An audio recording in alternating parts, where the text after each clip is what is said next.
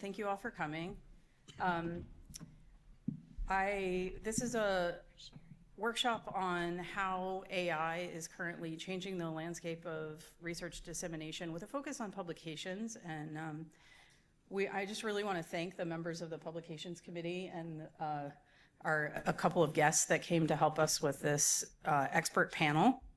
And put in a plug for the Publications Committee. We need members, we need people who want to help us review all the publications for the January APSA issue of the JPS. So please, when the call for committee memberships come out, please join and express your interest. Everybody's welcome. So to get started, we're going to talk about transforming manuscript prep with AI. Hi, thank you for coming. Oh, awesome.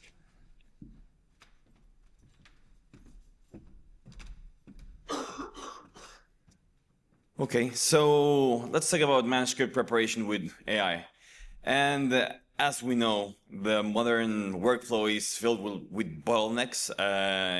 We all know about them. We all know that there's something or ways that we can improve this workflow. So where can AI fit in this process? So it can do so in various ways. It can help with the structure and the outlining of it, the drafting, content assistance, which we'll touch in the upcoming slides, literary support, clarity and language, formatting and style, statistical writing, title and abstract optimization, and cover letter and review responses. So we have to understand that it's in the way we use this tool. So we'll specify a little on how we should prompt these large language models to help us. And it can help us when we want to structure with the initial manuscript framework, the introduction and section development, the section, and how we can refine the way it's been structured. So Anthony will help us with the prompt structures here.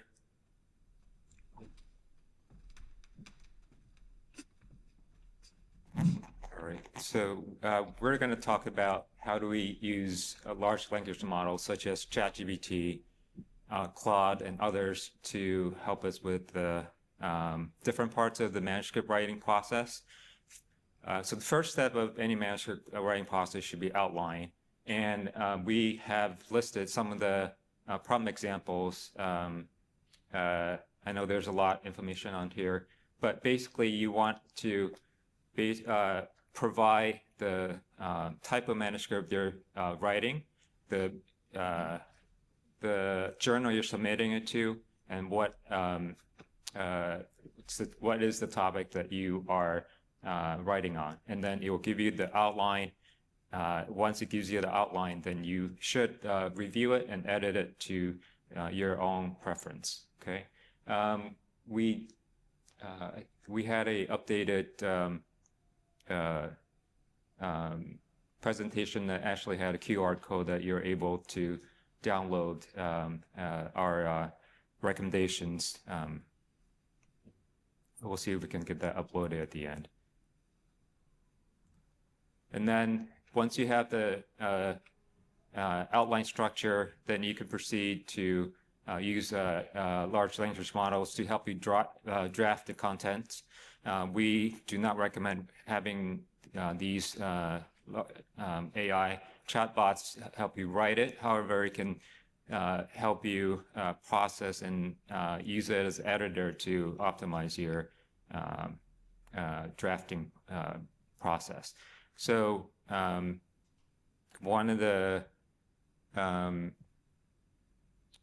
actually we're going to skip ahead to literature support. So currently, none of the large language models are adequate in doing the literature search for you. However, once you are able to find the articles, then you can use these large language models to summarize the key findings in each article for you.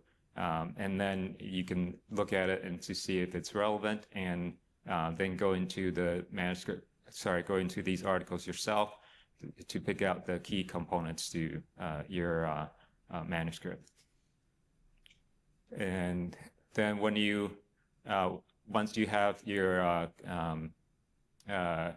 draft, then you can refine your draft by using the large language model to change the flow, the content, and the format. So those are the three key steps that we would recommend using the large language models. So in terms of the flow, we all understand when we have drafts that and we put a lot of information in there, one part may not flow to the next. So you can use it to change the tone and the grammar, the flow.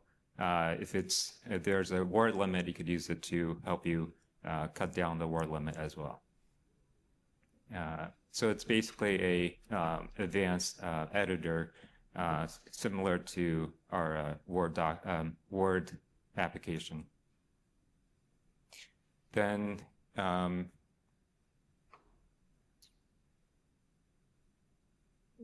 in terms of the language editing, we do recommend that you also specify what your output is and basically tell the large language models how you want the output to be and what the style of the document should be. Again, here are some examples that you can use. For example, you want to clarify the specific terms and you want all the abbreviations to be consistent throughout the manuscript. You basically can ask the large language model to find the first mention of your abbreviation and have it update the rest of the manuscript that way. Formatting, that could be journal specific. Sometimes it depends on what type of manuscript you're submitting. They may have specific formatting, and you could upload the guidelines from the journal and then ask the large language model to format your manuscript according to the uploaded guideline from that specific journal. And then same thing as you proceed with reference section, you could use it to work with your preferred reference software, such as Endpoint or EndNote. Once you have it listed with EndNote, you could have ChatGPT format it even further.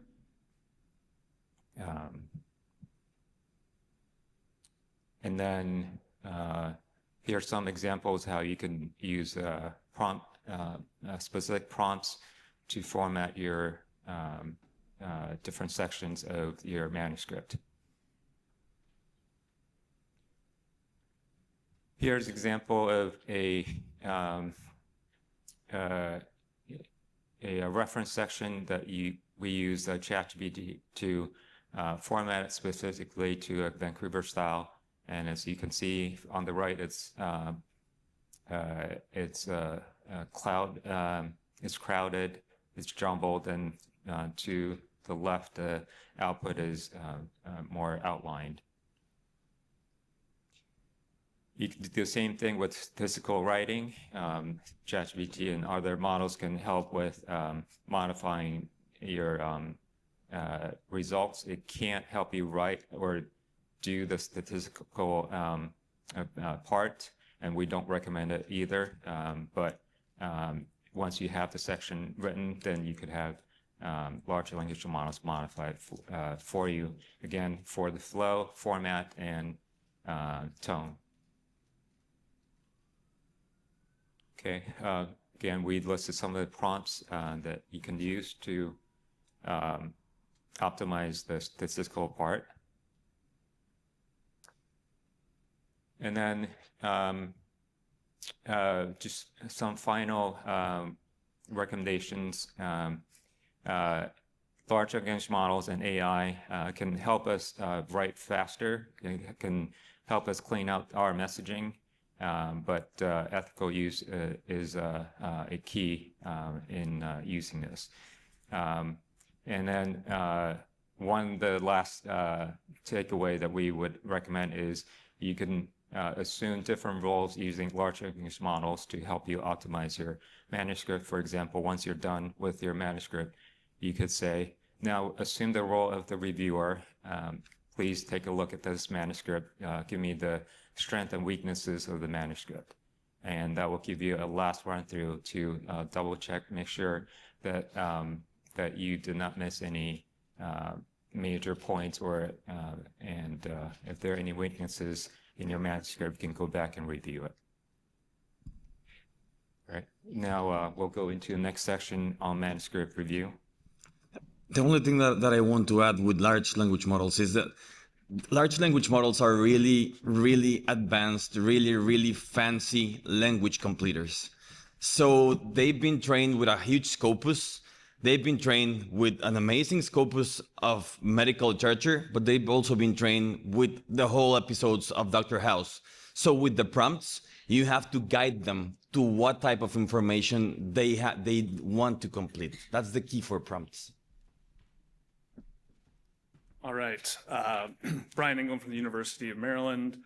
We are going to talk about how to use AI in the peer review process. So disclosure, although we interact with AI almost daily, we do not consider AI to be our friends. So just to kind of give us a context of where we are, this is a quote from Howard Boschner, who is the former editor of JAMA. We envision a future where AI is used to initially scan all submissions and provide a summary of the quality of the manuscript, which will then be reviewed by the editors prior to a decision to request peer review. So AI is coming, if not already here. This is going to be an integral part of how manuscripts are reviewed going forward. And I think we need to think more how we want to do it rather than whether we want it to be a part of the process. So let's talk about why the peer review system is struggling. There's always ways to improve it. So we know reviewers are overwhelmed, they're under-supported. There is different types of reviewers, different qualities of how they're reviewing the data, the papers. Because there's so much to review, it's natural to have missed errors in method, stats, or ethics. And then you have the hidden language bias and the data bias that we all have, even if we accept it or not. So, yes, there's concerns, and let's talk about them. So, a review done by one of these models, it's not a real review. Is this concern valid? Partially, but there's way to address it. We have to remember that these are tools, and tools are what we make of them. So we need to start addressing how we're structuring AI, how we're commanding it or suggesting how to structure this task and how it will resolve this task. So another concern, is it confidential? It is a valid concern, it is really important, but there's ways to address it. There's offline large language models, there's ways to make it secure, there's ways to silo the information that we don't want to be known or to go out there. AI makes mistakes, yes, but humans also do. And the good thing with AI is that we can be part of this process. We can enter ourselves into this process so that we validate what's coming out of it.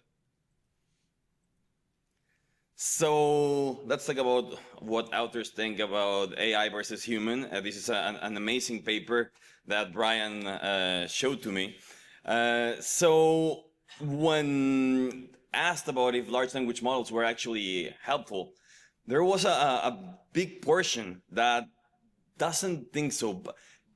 But if we start taking into account that there's also a big portion that is starting to consider that it is, we have kind of a middle point at the moment. If you see the whole worldwide scope, America is the country that least trusted, and Asia and Mexico are the places where it's more trusted. So we're seeing that with the increase on its use, a little sentiment is changing, and there's been a change of sentiment about it. But in order to convince, it has to be done in a great manner.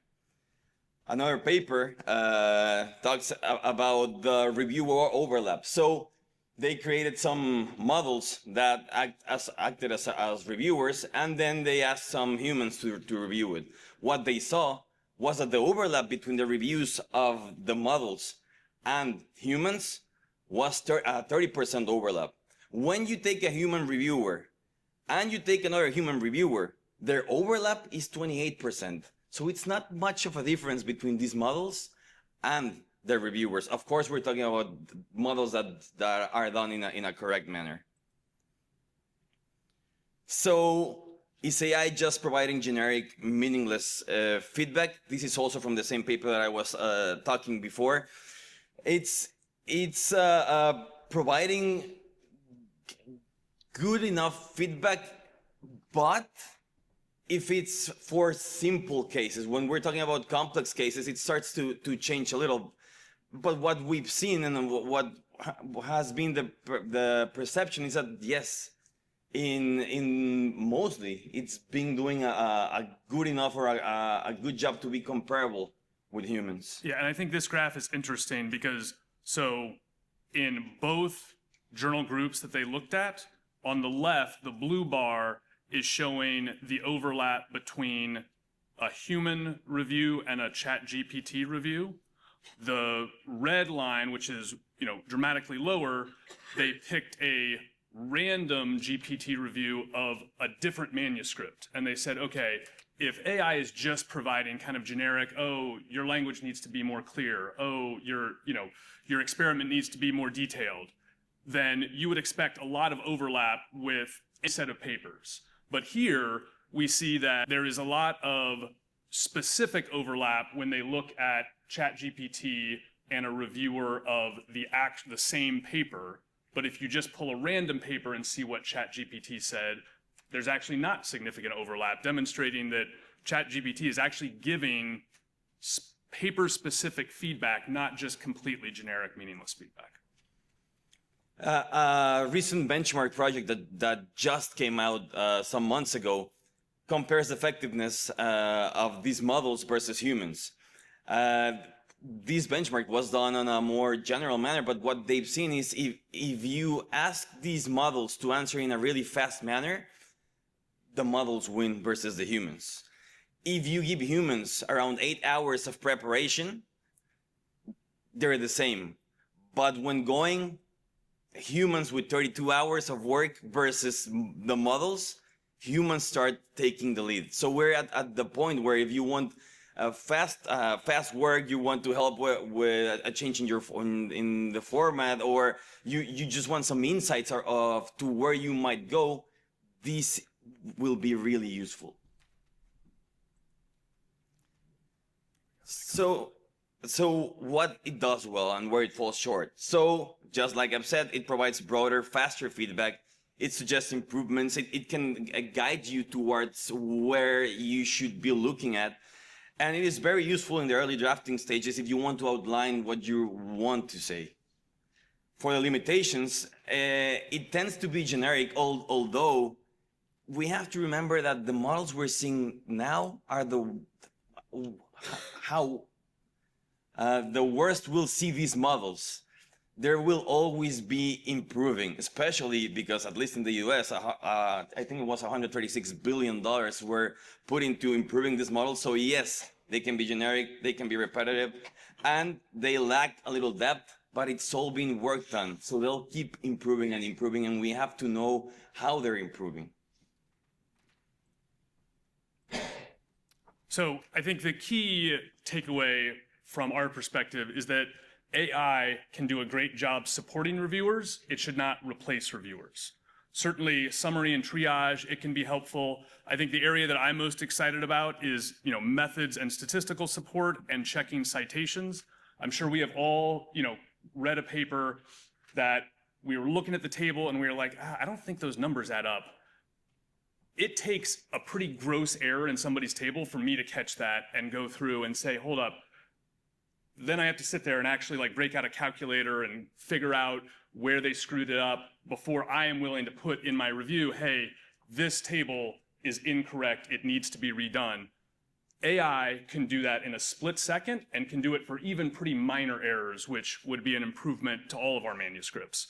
Similarly, I have to see 2 or 3 or 4 comments in the site in the paper that I'm like, I don't think that's correct. I don't think that paper says that.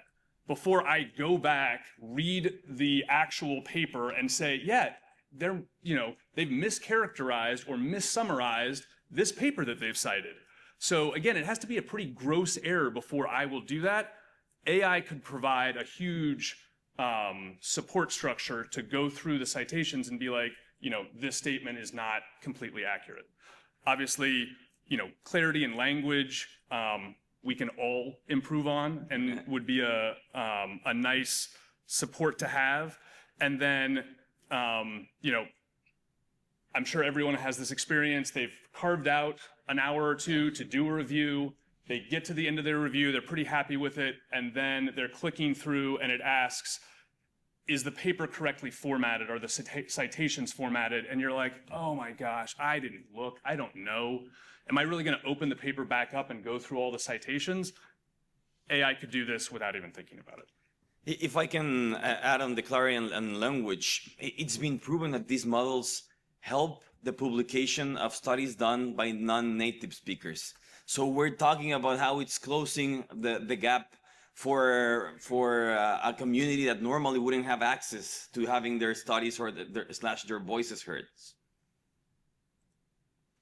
So very quickly, current policy, Elsevier, where JPS is published, currently bans all use of AI in the review process. Springer and Wiley both have more limited use. Both of them ask you, understandably, not to upload manuscripts to publicly available LLMs, and they ask you to state if you use generative AI in the review process. Springer Nature is currently trialing an in-house AI tool to help support reviewers, and almost 60% of the top medical journals currently ban AI peer review use, which I think is understandable. I think one thing we do need to think about is a lot of organizations already have LLMs available to you that are not going to put that data out into the greater web. But you need to look at your institution and find that out. I know I was unaware of this despite being, interested in AI. And it turns out that the University of Maryland has a version of Copilot that does not, it's HIPAA compliant. It does not export the data to a larger cloud. It keeps it in an internal data sphere. We're going to go into AI tools later, so I'm going to skip over this slide just to know that there are some large, widely available LLMs that may be confidential in your institutions, and then there are other peer-specific LLMs that have been created that are starting to be trialed within the peer review process. So, in conclusion, a pathway forward, certainly we need to require that AI use be disclosed by reviewers. We should encourage its use for structure, but not for scientific judgment. And then, as this becomes a more widespread tool, APSA needs to create a toolkit that helps reviewers with things like checklists and tool options so that it can be done appropriately, confidentially. And then I'm really excited about editorial services that are actually providing this as part of the workflow, so you don't have to pull out the data and submit it yourself, but it's part of their general workflow. So it's all about doing this augmented review, not automated. We should be part of what's happening. We should be part of this conversation. And we need to understand that this is a tool that can help. It will reduce reviewer workload. It will improve consistency and quality, and it encourages transparency. But we need to encourage the transparency, and we'll talk a little bit about it more in the ethics part of it.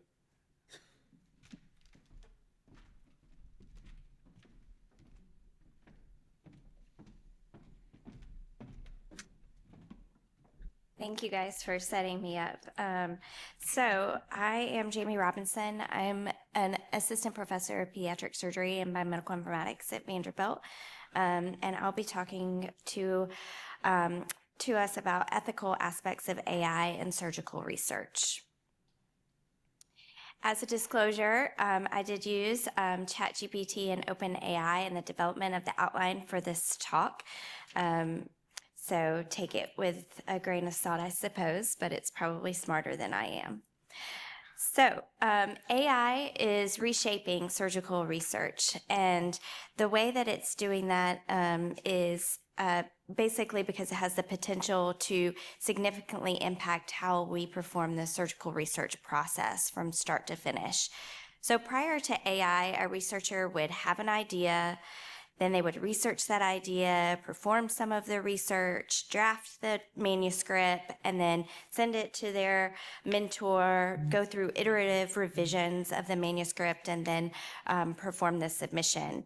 Now with AI, a researcher has the potential to have an idea, potentially use AI to even refine that idea before the research is even performed, analyze the data of the research, then help draft some of the main concepts with an outline, and then have refinements that are performed with the researcher and the AI, basically using AI and large language models as a tool throughout the entire research process. As a mentor, that has a lot of opportunities to allow the mentee to then go through a lot of these steps using AI itself as kind of the mentor for the mentee, rather than getting all of those iterative revisions as the mentor and then sending them back to the mentee. So it has a lot of opportunities for to lessen the workload that we share as we're walking our researchers and mentees through this process.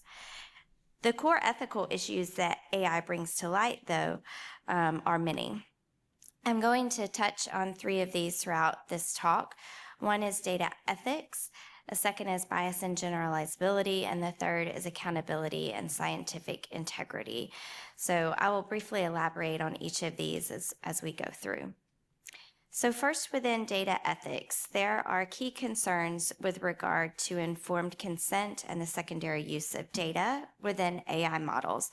Most AI models use some sort of retrospective data, whether that's data within the electronic health record, if you're using an AI model that's within your institution and that's integrated, potentially imaging or operative data, or if you're using ChatGPT as far as like a large language model that's publicly available. That's all retrospective information that's going into that large language model. If you're using one within your own institution and it's HIPAA compliant, was patient consent obtained in order to use that information to then train these large language models? Was the presence or absence of that consent sufficient to then use that data? I don't think we really know the answers to those questions yet, but I think they're important things for us to think about. Secondly, privacy and de-identification is critical in everything that we do, especially in patient care and the use of patient data. So what if we use patient data to create a model and then you publish that model? Are there any risks of re-identification with the publishing of the model that was created with that de-identified patient data? Is there any way to re-identify? I'm not sure we know yet. And I think we really, when we use data that could potentially be re-identified, we have to ensure that privacy is maintained. Lastly, when we are looking at the use of different data sets versus publicly available data sets and proprietary data sets, I think there's an important ethical consideration for the ability to I would say, make these data sets and make the models widely transportable.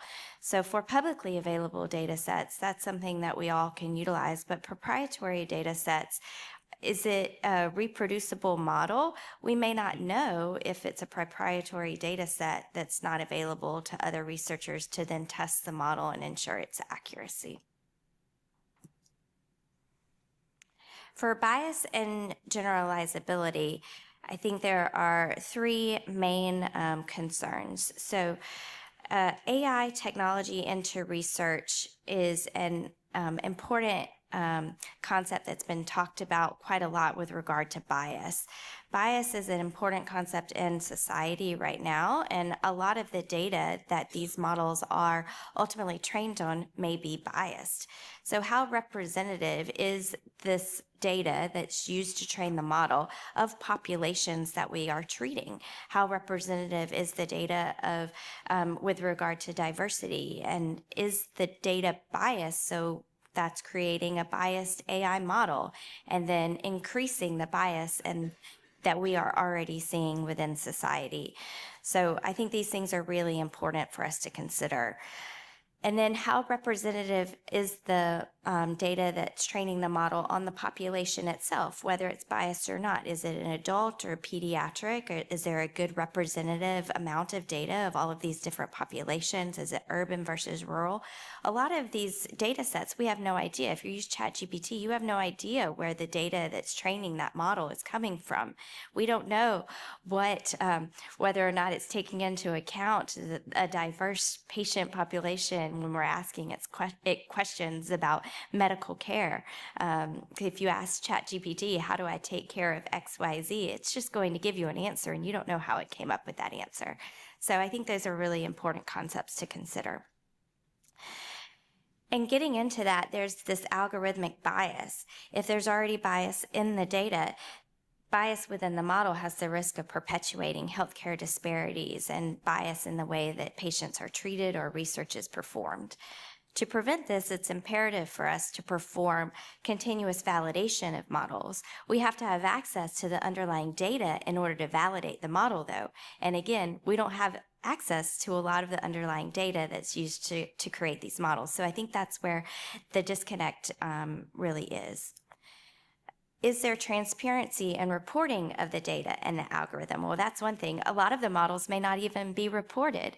So there's no way to confirm that there's no bias and that it's reproducible if the model isn't even reported. But did at least the researchers who created the model report that they performed an assessment for bias within the creation of the model? Did they report that they included a diverse and non-biased data set in order to train the model? I think that at the very least should be required when we're considering using AI in research. So this gets down to accountability and scientific integrity. The models must be reproducible. These black box models that I've sort of been alluding to make results very hard to replicate and make results very hard to interpret. There's an ethical obligation for us to require that the models be evaluated for bias, and there must be subgroup analysis when we're assessing the models. Plagiarism and publication of research findings must be monitored, and we've talked and alluded to a lot of this already, so I won't go into too much detail on it. But plagiarism should be prevented, and all major publishers are prohibiting at this time AI tools from being an author on any manuscript publication. And I think moving forward, we should ensure that publishers are I would say continuing to, as JPS is doing, continuing to evaluate what the AI landscape is and how those outlines are clear for the individuals who are submitting manuscripts. And then I will say that spelling and grammar use is often, in most publishers, is allowed. So as far as using that, at the very least, in creating your manuscript is typically allowed and often does not have to be reported. But if anything above and beyond that is used in manuscript creation, it should be detailed clearly within disclosures and acknowledgments. Copyright infringement is a real thing, and that has to be prevented. In publishing, that what is published is then copywritten by that Elsevier or whoever is ultimately the publisher. So it's a legal violation if that intellectual property is then utilized and and reused. So how do we then consider that when we're using information within AI models that's then creating wording that we then are putting into some sort of document, whether it's a cover letter or an email or whatever that is, and certainly if we're thinking about in manuscript preparation. So by design, large language models use copywritten information to train their models and then come out with output from that. So what is the ethical implication of that, and how can that AI model infringe upon copywritten laws? I don't think we really have clarity on that yet, but there are certainly things to be considered.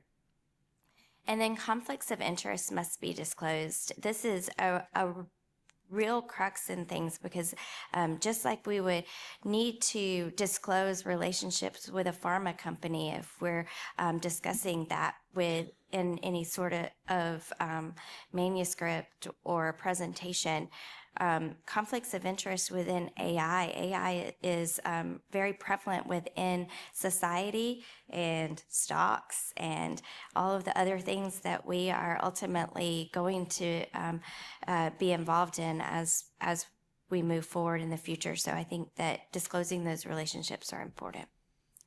So in conclusion, surgical researchers really must set the ethical standard and not simply follow it when it comes to AI. And that requires an understanding of all of these different ethical concepts and consideration of them as we're starting to use AI in our research.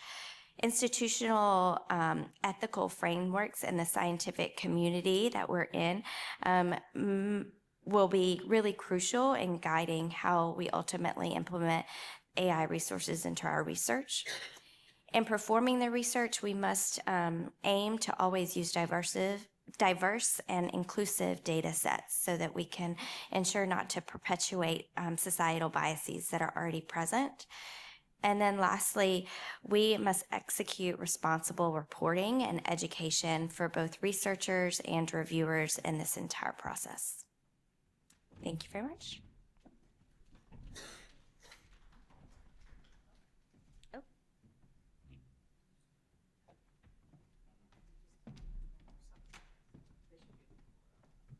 Hey, sorry, there's one more set of slides. Should have been added to the set this morning.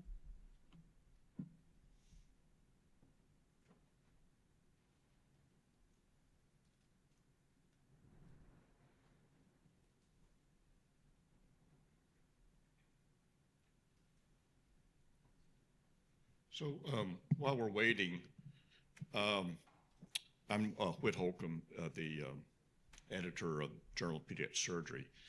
First of all, I think this is a nice session. And I just wanted to make some comments about what has been said so far. I have a little concern about what a few things Anthony said. And because I got the impression, Anthony, and this may or may not be correct and I may have misinterpreted, but I got the impression that you were implying that words like flow of the paper and tone of the paper and drafting are really on the side of writing the paper. And I just want to say that you can't use AI, generative AI, to write the paper. And I worry that tone and draft, words like that, get on the side of writing a paper. So I just want to make sure that, at least for the Journal of Pediatric Surgery, you can't use AI to write the paper. Now, reviewing the literature is obviously appropriate. Use of grammar, translation, spelling, things like that are fine. But on the JPS website, and I'll just read what it says generative AI and AI-assisted technologies should only be used in the writing process to improve the readability and language of the manuscript. So I just want to make sure that we can't use AI to write the paper really in any form. The other thing I'd just like to mention is I think the words formatting, references and whatnot, I think it's important to realize that almost every journal has different formatting for references. And frankly, if a paper is submitted and the references are not in the correct format, you wonder, well, was this paper, you can't help but wonder, was this paper sent somewhere else and was rejected, and that's why they're sending it to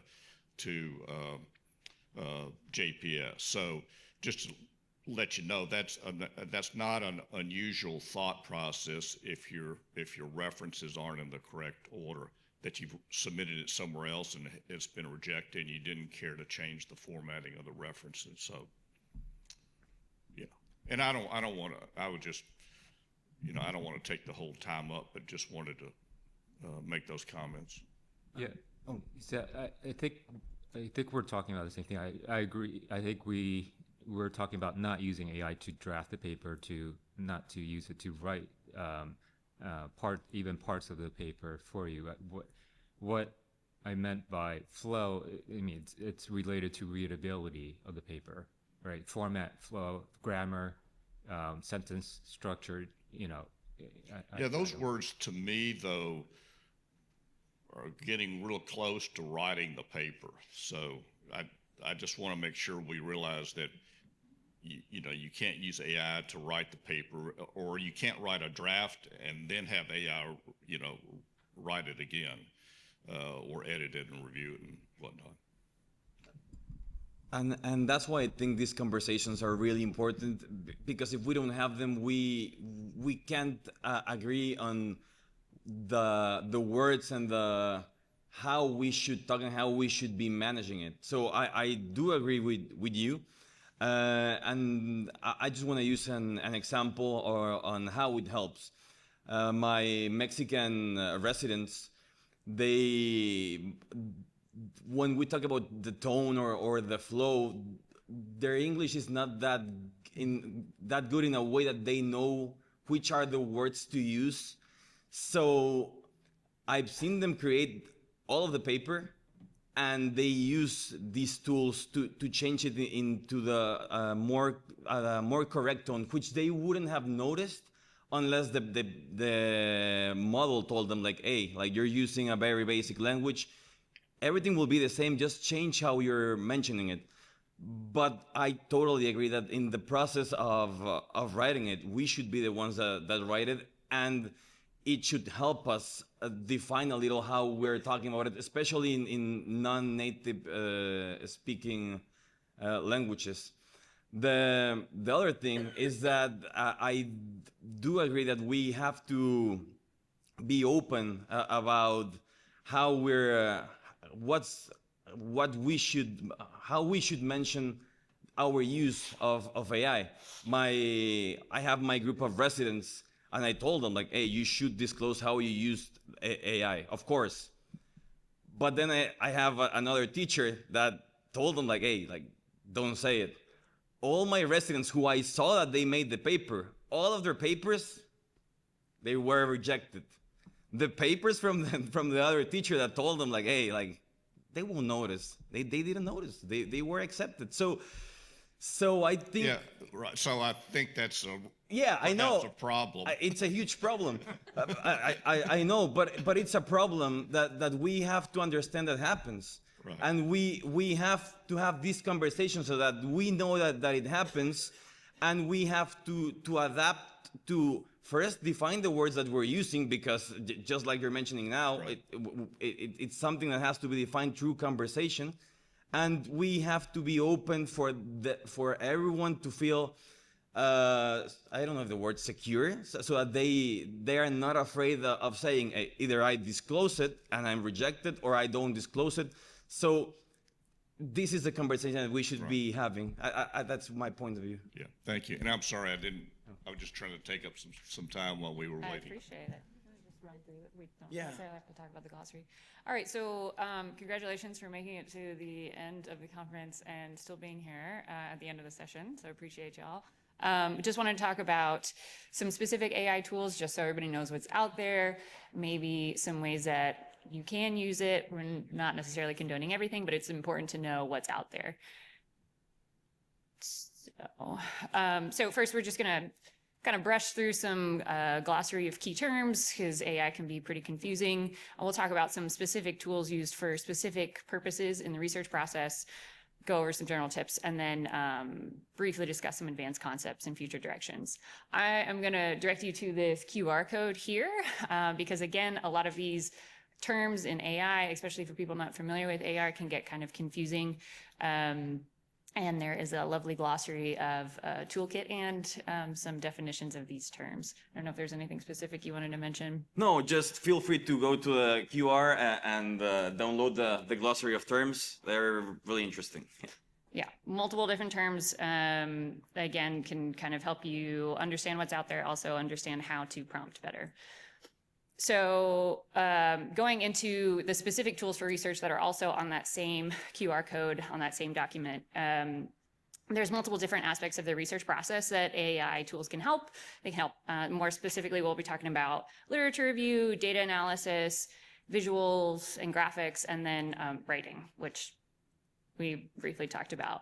I'll also be talking about briefly some of those tools that are in that toolbox. So when you have a research question or research topic that you want to look into, I would consider that the discovery phase. And the tools that can really shine in this process are a few LLMs, the large language models, the most known one being ChatGPT.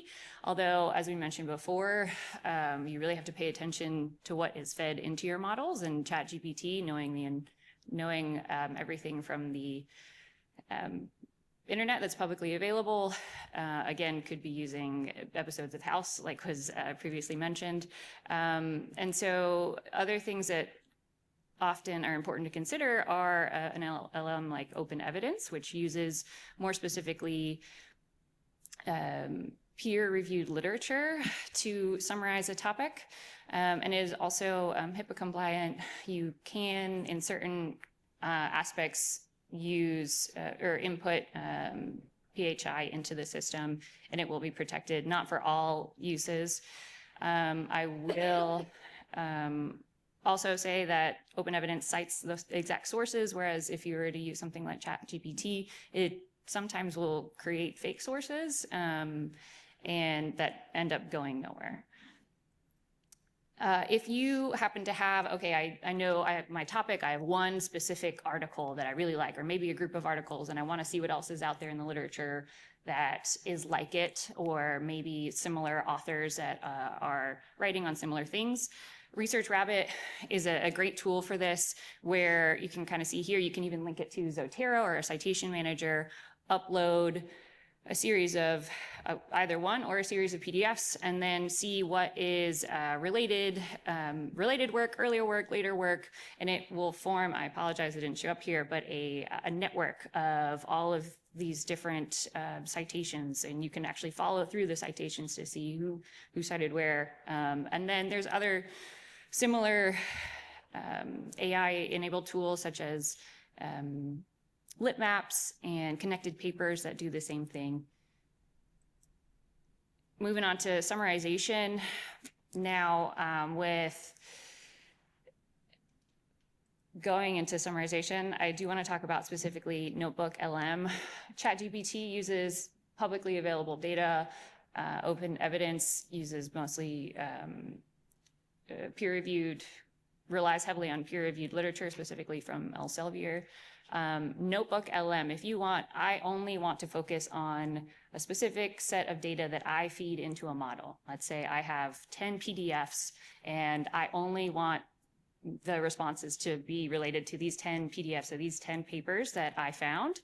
Then you can upload them into Notebook LM and then ask, it'll look something similar to this, where you have the papers on the left, and then it'll create a brief summary on the right. And then from there, you can create mind maps, where it will automatically create these maps that you can follow all the way down to the end of these arrows.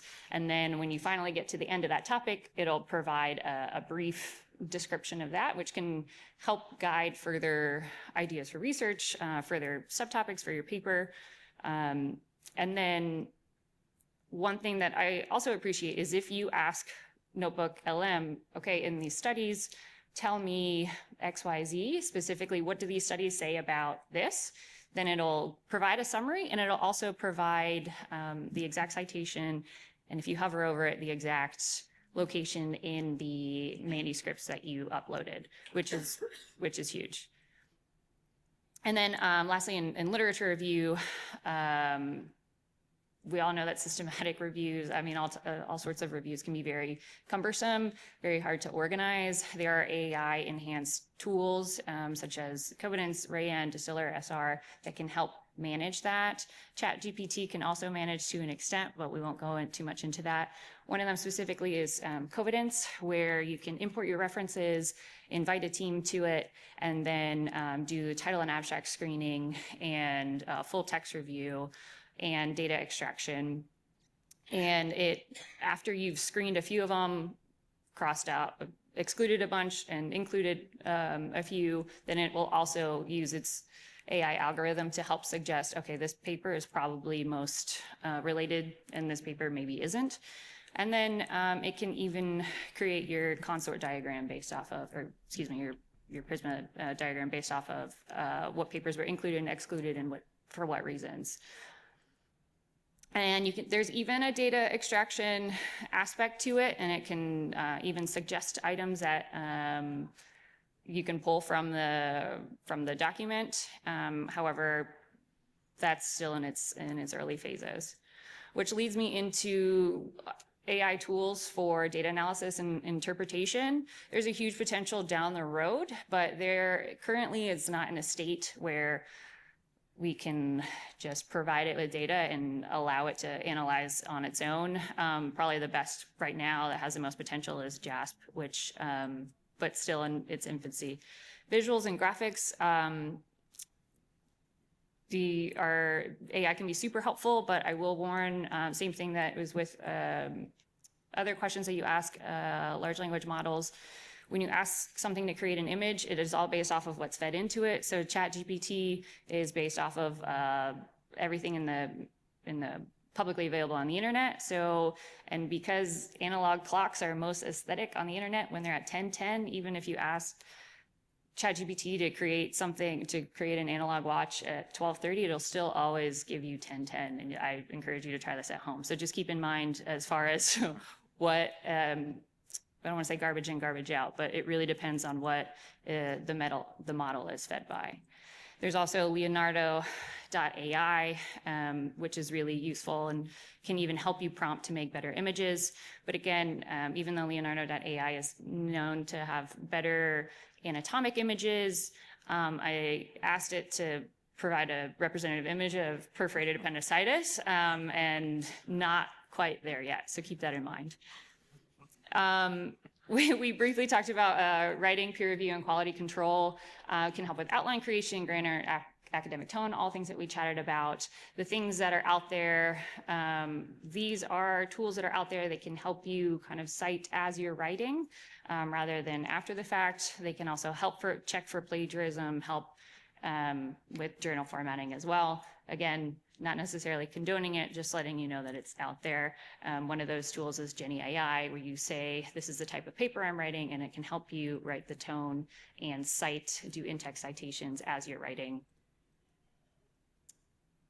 And then this is just the last thing we want to talk about is getting to know your tools. So we've already talked about the importance of well-structured prompts. How we learn to do them, you have to try and learn how to get the best answers that you want. We have to be maybe up to date, because this is like a witch hunt where we'll never catch the witch. It'll always be improving, but we have to be really well versed and understand these tools so that we know what we're using. It's not magic, it's a tool, and tools should be understood. There's also a dark side to these models. What psychophancy, these models have been trained with a reinforcement model where if it tells you what you want to hear, you do a +1. If it tells you what you don't want to hear, you do a -1. So it tends to tell you what you want to hear, and that's psychofancy. If you're a urologist, it will tell you urology answers. If you're a pediatrician, it will tell you pediatric answers. So you have to understand that it's not trying to tell you the correct answer, it's trying to tell you the answer that you want. Just keep that in mind. Bias, it's been trained on our information, and our information has been proven to have some bias in itself, so we have to understand that it's also producing answers that have some bias. We can later talk about some examples of this. And when comparing these tools, trial and error, and the amazing Meta Arena, I invite you to use it. You ask it a medical question and it uploads 2 different large language models, and you can see the answers and you choose which one you like so that you understand what tool you like the most. So advanced concepts, so that we end. A RAG-like model building is just uploading information that you want to be paid attention first. So the Ashcraft book, so that it goes first to the Ashcraft book and then to the rest of the large language model. Agentic AI is just having an automatic agent that will act on your behalf. Model context protocol is teaching the AI to use tools instead of teaching the AI to do directly what you wanted. And that's like a really layman's way of seeing it. And thank you.